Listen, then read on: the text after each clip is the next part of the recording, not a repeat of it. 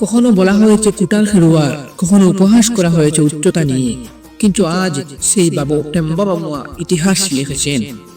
সমালোচনার জবাব দিয়েছেন নেতৃত্বে আর সাফল্যের মধ্যে। দক্ষিণ আফ্রিকায় জন্ম এক কালো শিশু, যার স্বপ্ন ছিল দেশের হয়ে ক্রিকেট খেলা। ছোটবেলায় একদিন স্কুলে লিখেছিল, 15 বছর পর আমি দক্ষিণ আফ্রিকার হয়ে খেলতে চাই।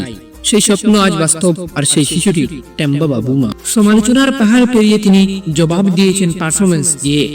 140 ইনিংসে 3700 প্লাস রান, 4টি সেঞ্চুরি, 25টি অর্ধশতক, ব্যাটিংয়ে গড় 38 এর উপরে। তিনি শুধু টেস্ট ক্রিকেট খেলেন না, তিনি দলকে নেতৃত্ব দেন।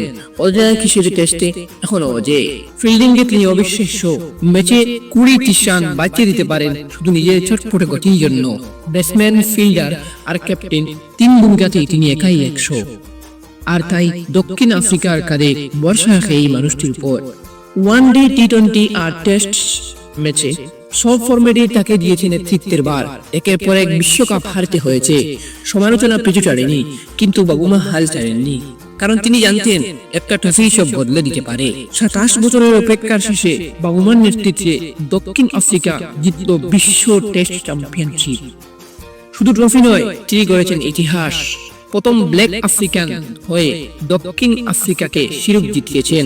রং নয়, দক্ষতা দিয়ে পথ দেখিয়েছেন। টেম্বা বাবুমা শুধু একজন খেলোয়াড় নন, তিনি একজন অনুপ্রেরণা।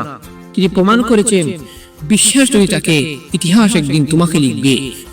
তিনি দেখিয়েছেন একজন সব বদলে দিতে পারে।